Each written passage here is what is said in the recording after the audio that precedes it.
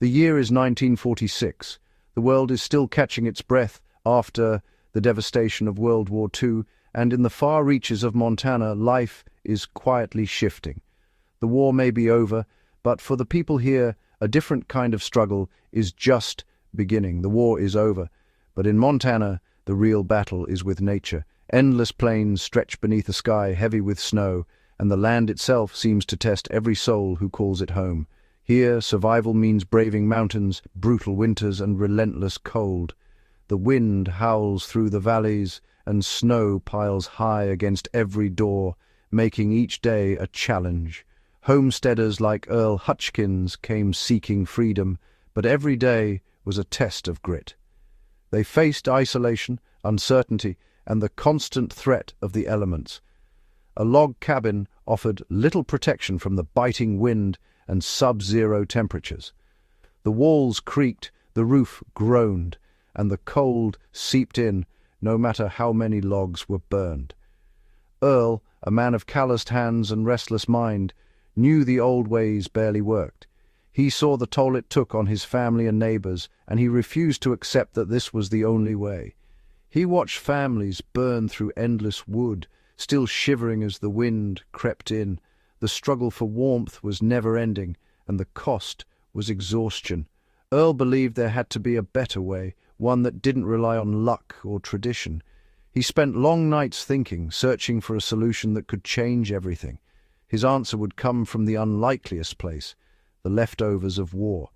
Piles of military surplus, once built for conflict, now sat abandoned on the edge of town. This isn't just a story about staying warm, it's about seeing potential where others see scrap. Earl saw opportunity in the discarded, a chance to build something new from the ruins of the old. In the wilds of Montana, Earl's radical idea would redefine survival. He was determined to prove that innovation could thrive even in the harshest places.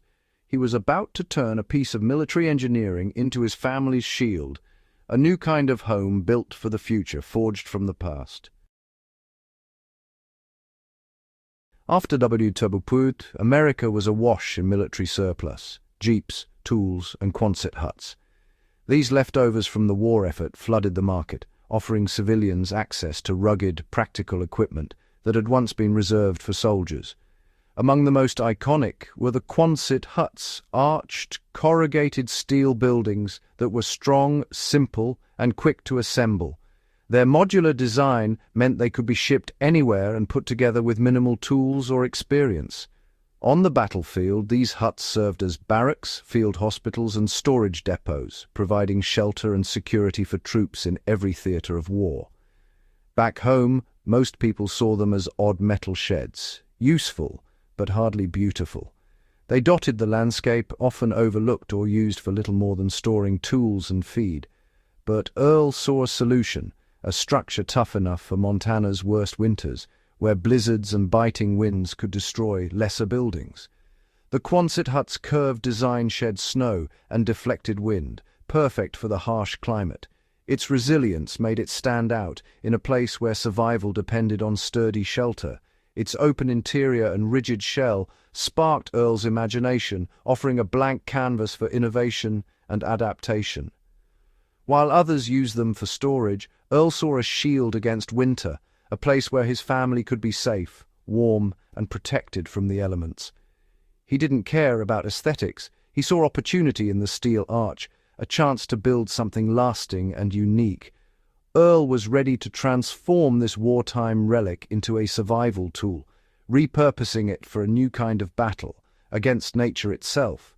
He would use the Quonset hut not as a shed, but as a fortress for his family, a place to weather any storm. The revolution would begin with a single bold experiment, one man's vision to redefine what home could mean on the frontier. Earl was about to change the rules of frontier living, turning a symbol of war into a beacon of hope and resilience. Earl's plan sounded crazy. He built a Quonset hut over his entire log cabin. With friends' help, he erected the steel arch, creating a giant metal cocoon around his home. His logic was simple. The biggest enemy was wind, not just cold. The hut created a buffer zone of still air, insulating the cabin from the worst of winter. The wind and snow hit the steel shell, not the logs. Inside, the air stayed calm, and the cabin only had to fight the cold, not the wind. Earl's wood stove worked less, and his family stayed warmer. The space between hut and cabin became a sheltered workshop and storage area. Earl had built a two-layer defense, a radical, ingenious solution to Montana's winters. Earl's neighbors thought he'd lost his mind. In a place where everyone knew everyone, word spread quickly about his strange new project. They called it Hutchins's Folly, a log cabin swallowed by a giant tin can. To them, it was a spectacle, something to gossip about on cold evenings. Tradition ruled here, thick log walls, endless firewood, and braving the cold head-on. Generations had survived Montana winters this way, and few saw a reason to change. Earl's metal shell looked flimsy and out of place, almost like a visitor from another world. "It'll blow away!" some scoffed, shaking their heads at the sight.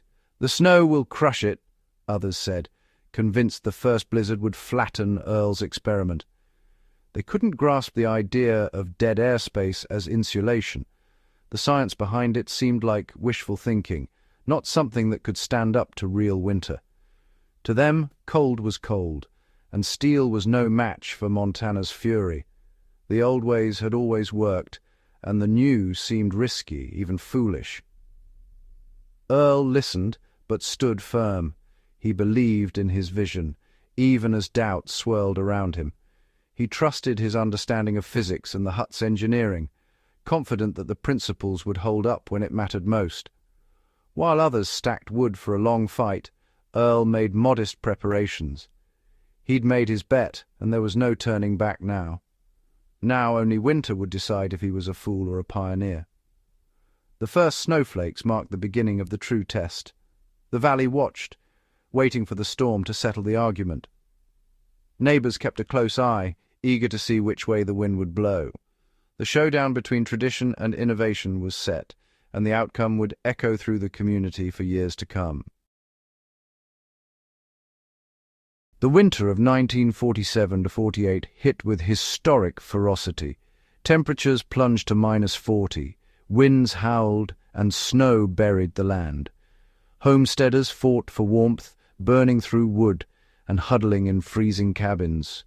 Frost crept inside, water pumps froze, and every chore risked frostbite.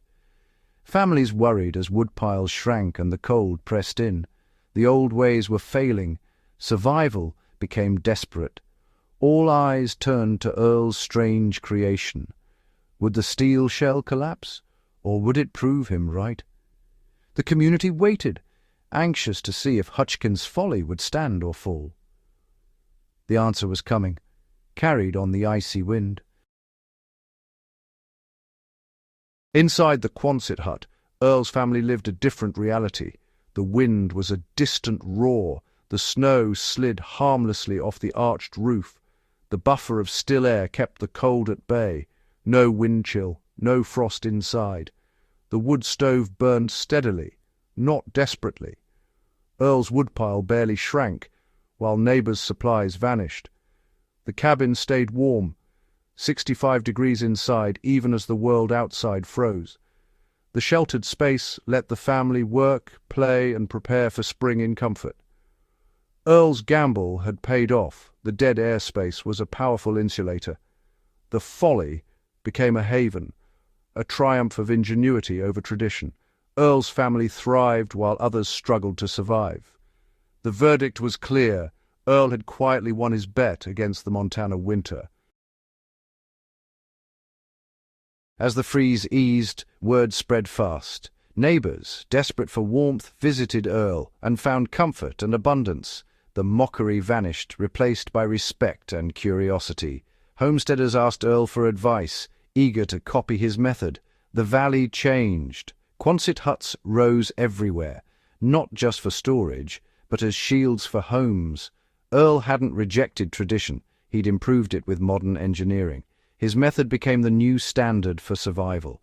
Earl's story proved that innovation often looks like madness until it works. Sometimes the wildest ideas are the ones that save us. In the heart of Montana, one man's vision sparked a revolution in survival.